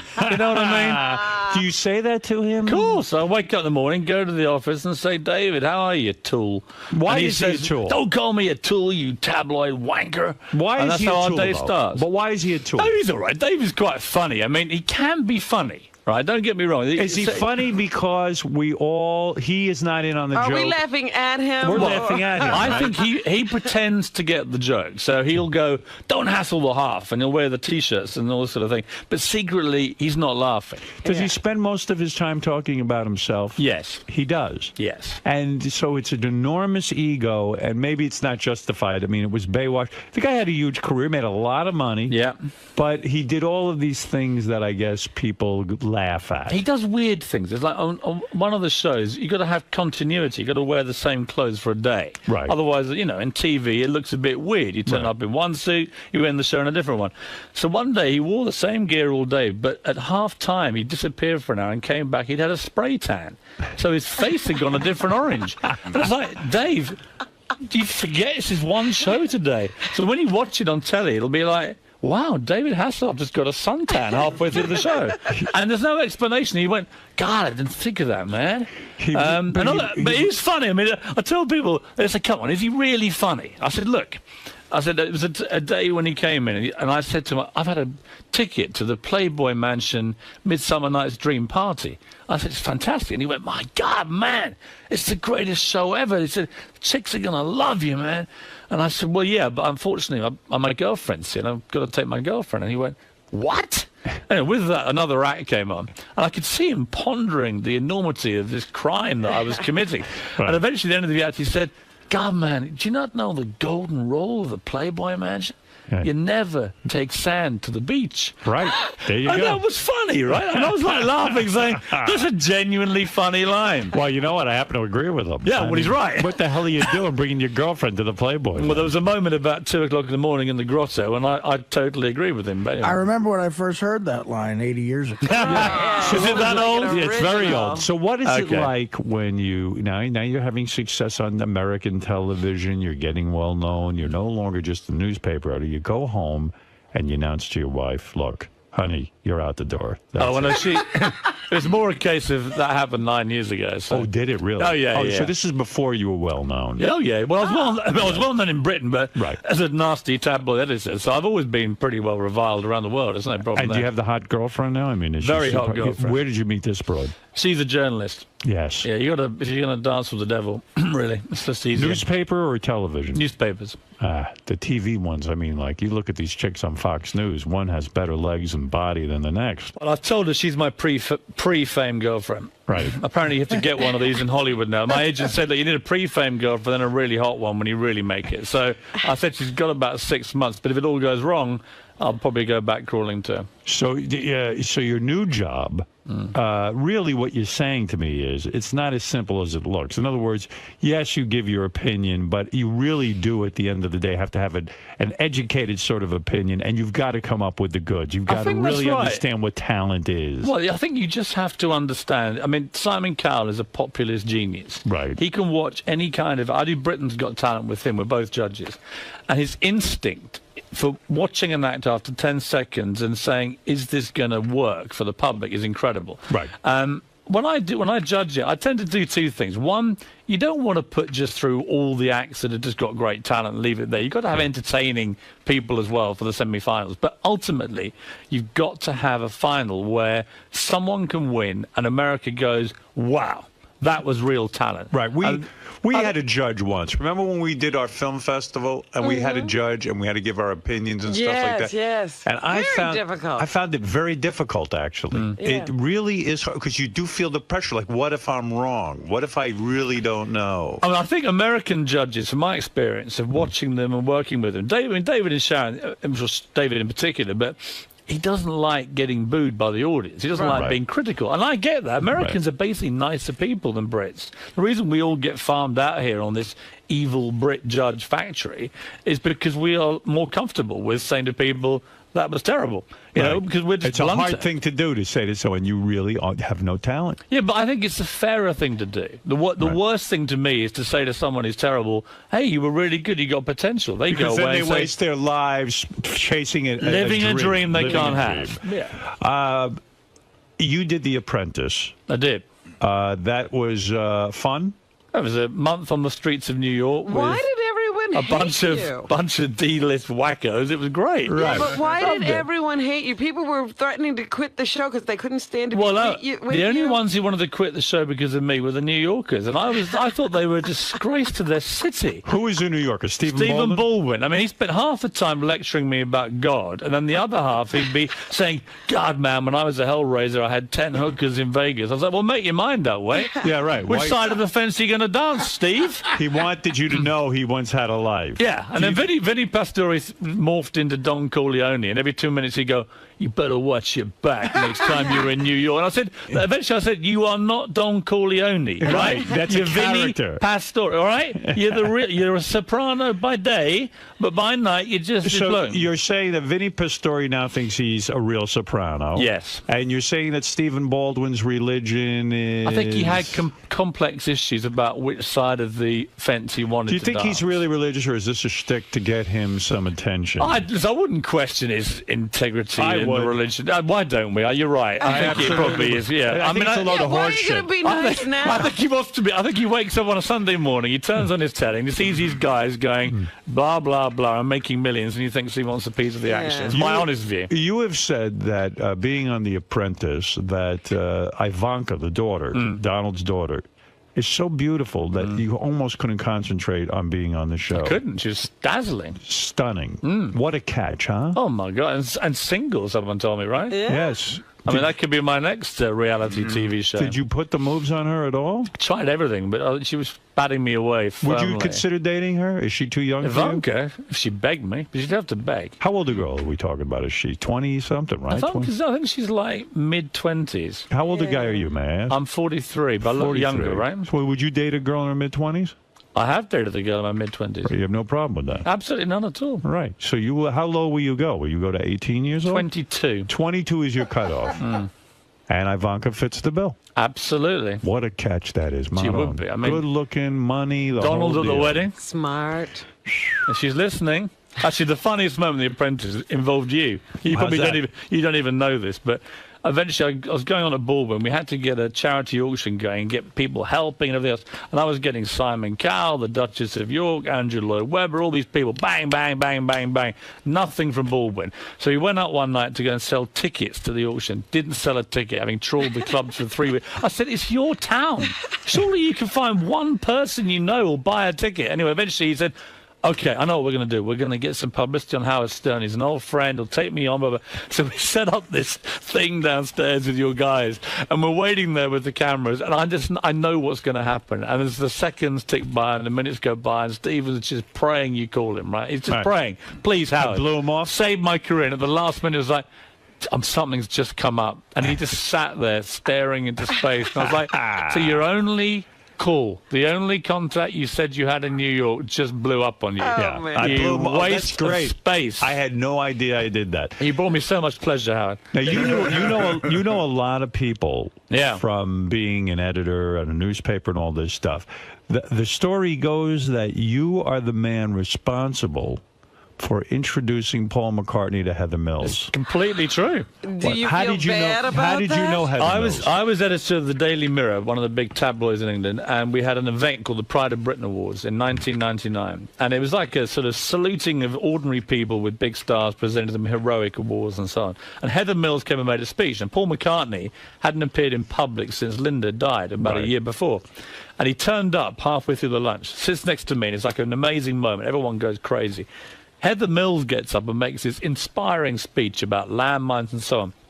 And you actually see, it's a video clip where Paul McCartney nudges me with his elbow and he says, who's this? And to my utter undying shame as a Beatles fan, I tell him, this girl's great and she's this and she's a vegetarian and she's got long blonde hair. And, you do the maths. And afterwards they met and they got on really well. Were you surprised that he was attracted to a girl with one leg? Seriously. I'm very shallow. That's a tough Did she know? Do you know, in all honesty, yes. I'm with you on that. I find it a bit weird. But did he know at that time that she had one leg? I don't know at the time. I don't know about that. I do know that he knew that he thought she was quite a nice person and not the greedy, grasping little gold-digging hoe that she turned out to be. So I would like to publicly apologise to Paul McCartney because Have you seen him since? Yeah, I keep apologising. He keeps reassuring me and sort of comforting me and saying, don't worry, man. I said, look, I saw his daughter last week and she just shook her head at me and said, why? Why us? Why did you choose our family? Right. Stella McCartney hated Stella's very cool guy. But she hated her. Yeah, and she said, Dad, what the hell are you doing with this woman? And of course, the more we found out about Heather, the worse it got. And the good news, though, from your point of view, is that she's decided she's so hated in Britain. She's the most hated woman in British history now after skinning him for $50 million. Right. She's coming to America where she says, quotes, they love me over there. So congratulations, New York, you're getting Heather Mills. So you were duped in a sense. You were not a good judge of her. Do you know what? I was taken in like he was, and she was very, very good at that. She would make out she was this great charity fundraiser, and she was an honest woman. But in the end, how soon did you realize it was a big mistake? How long did it take you? I think it was when they got married. Even then, it seemed okay. But there was. I was getting feedback from people who know Paul McCartney saying that she was getting very irritated that all the attention was going to Paul when they went out. Right. That's what I heard. It was like, and eventually it was quite funny when the divorce papers came out and you saw just how she was trying to get like 500 million or something. It was ridiculous. Right. So I wrote this piece in my newspaper column in England, just tearing into this gold digger. And at the end of it, it published, and she rang me, and she went screaming, what have you done? I was a screaming banshee, and she said, God! And then eventually she stopped in mid-thing, because I said, well, I'm not putting up you talking to me like this. I said, you're just a greedy gold digger, and that's the end of it. And she said, what? And eventually she calmed down, and she said, I know what it is. And that Geordie voice, I know what it is. You're a Paul fan, aren't you? And I sort of paused and I said, well, Heather, you know what it's like? So on the one hand, we got a guy who wrote yesterday, Hey Jude and the Beatles.